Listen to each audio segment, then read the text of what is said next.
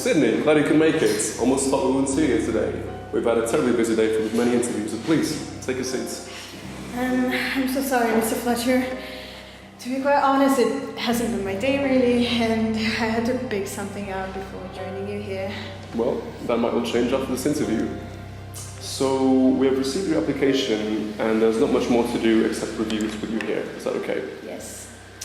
Okay, so it says in your form that you are from around here from London, is that correct? Yes. Hey, and you are 28 years old. Yes. Perfect. And I see you graduated from the London Police Academy with quite an impressive overall score, I must say. Well, I have had a lot of drive over the last few years. And what drive might that be? Well, Mr. Fletcher,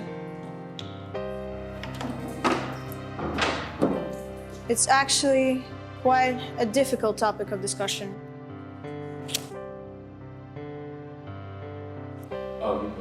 It has been the only thought going through my head the past 4 years.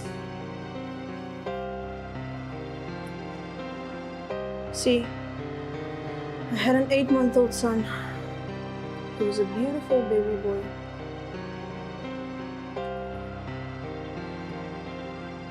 Always so full of joy and laughter. We had all moved into our new home just outside the city. But for some strange reason, little Andrew could not fall asleep in the house. Every night, my husband and I would wake up to him crying.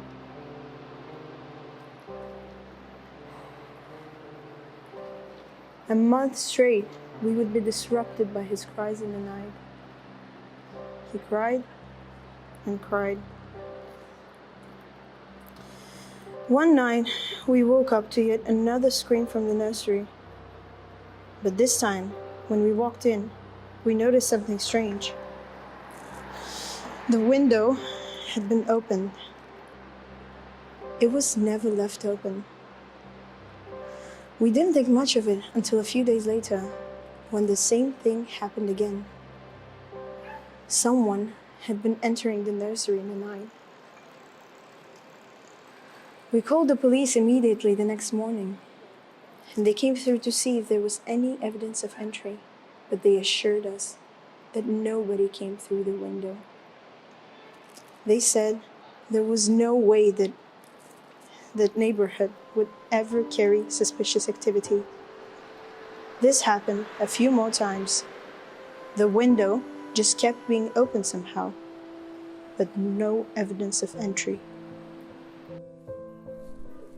At this point, the police station thought I was crazy and had been fed up with my calls. One last inspector came into my house and he said the same thing.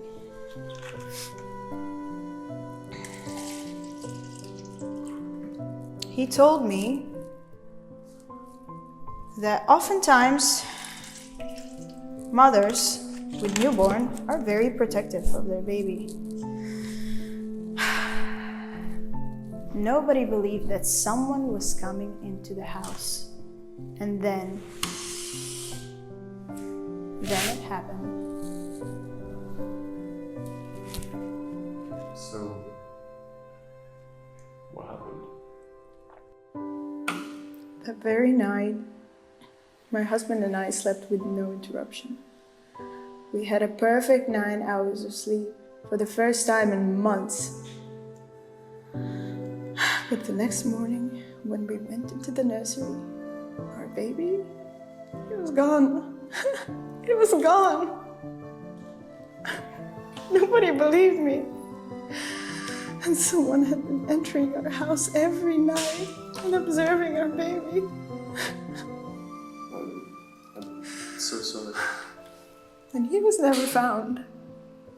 After all those calls and all those inspections that led to nothing, he was gone. Inspectors just dropped the case last week. And my husband?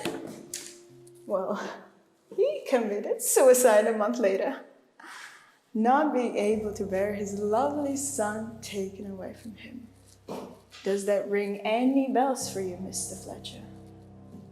Do you remember the name Andrew Kimberly? Excuse me? So I see you're trying to bury that part of your life as a detective. And look, they have relocated you as well. You were the last detective to tell me that I was delusional. I begged you to keep watch over my house just one single night. And you made a terrible mistake. And I lost everything. You made me lose everything. Miss Kimberly, this is not an interrogation. My drive is you, Mr. Fletcher, to get rid of lazy detectives like you and get proper agents who believe in the words of the distressed.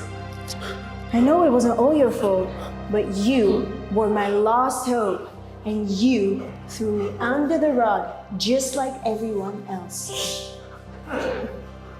Greet my husband for me, will ya?